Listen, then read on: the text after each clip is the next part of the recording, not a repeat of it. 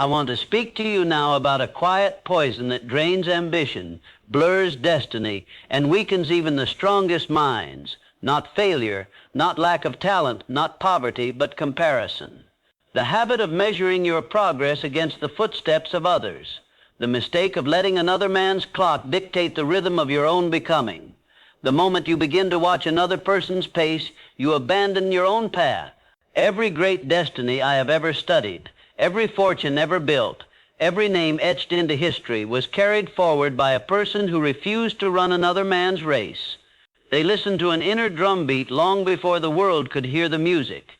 And because they did, the world eventually had no choice but to dance. You were not born with the same assignment as anyone else.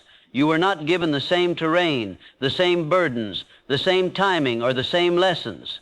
And yet the modern world has trained you to believe that if you are not there by a certain age, if you are not winning loudly, visibly, and quickly, then you are behind. This is an illusion, one that has ruined more potential than failure ever could. Nature never rushes, yet everything is accomplished. Look at the oak tree and the bamboo.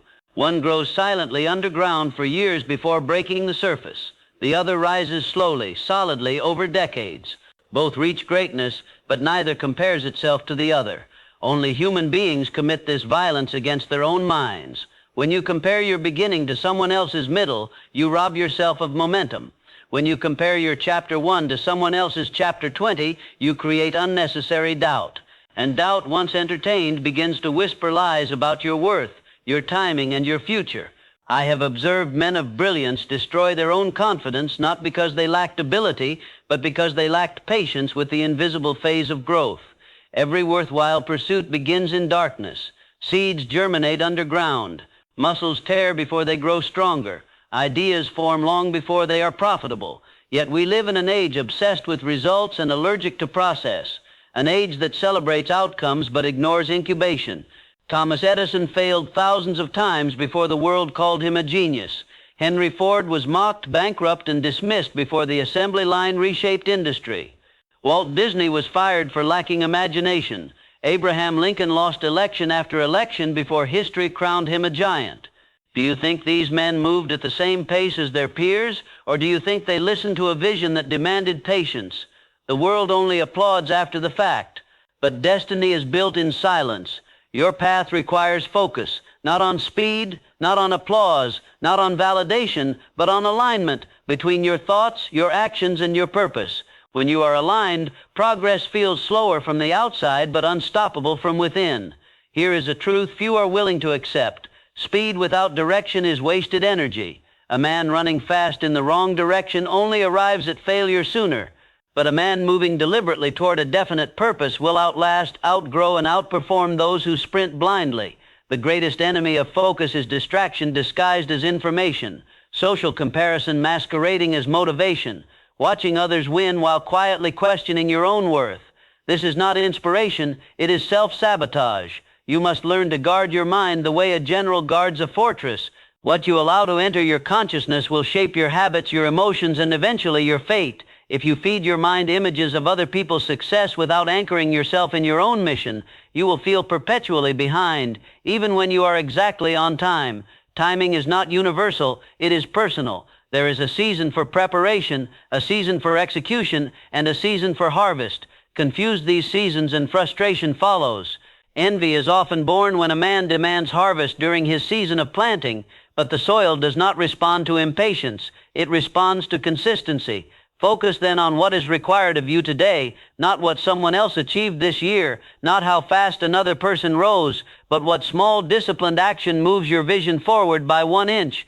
Those inches compound, quietly, relentlessly. You do not need to see the entire staircase, you only need to take the next step with conviction. Your pace may be slower because your assignment is heavier. Your delays may exist because your impact will be wider. Some structures must be reinforced deeply to carry the weight of what is coming. If your life feels like it is taking longer to unfold, it may be because it is being built to last. A shallow foundation supports quick success and fast collapse. A deep foundation requires time, but it withstands storms. The tragedy is not that most people fail. The tragedy is that most people quit because they mistake timing for inadequacy. They see someone else arrive and assume they are late, not realizing that destiny does not run on a shared calendar. You are not late. You are not behind. You are becoming, and becoming is not a race. It is a process. When you focus on your path, your energy consolidates. Your thoughts sharpen, your discipline strengthens, but when you focus on another person's pace, your energy scatters, you lose clarity, you begin to rush decisions that were meant to be deliberate. Rushed decisions produce fragile results. The mind must be trained to measure progress internally, not externally. Ask yourself, am I more disciplined than yesterday, more focused, more aligned with my purpose, more willing to act despite fear? These are the metrics that matter. These are the signs of real growth. External milestones come later, always later. There will be moments when it seems others are passing you. Let them. There will be seasons when silence surrounds your effort. Embrace it. Silence is often the workshop of greatness. Noise comes after the work is done.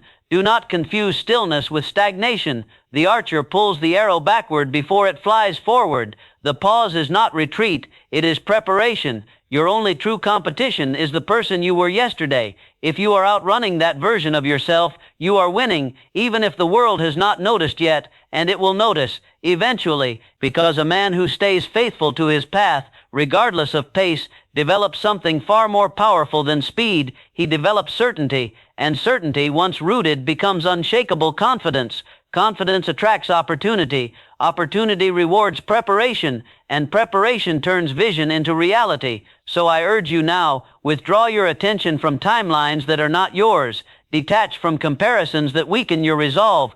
Recommit to the quiet, disciplined pursuit of your own calling.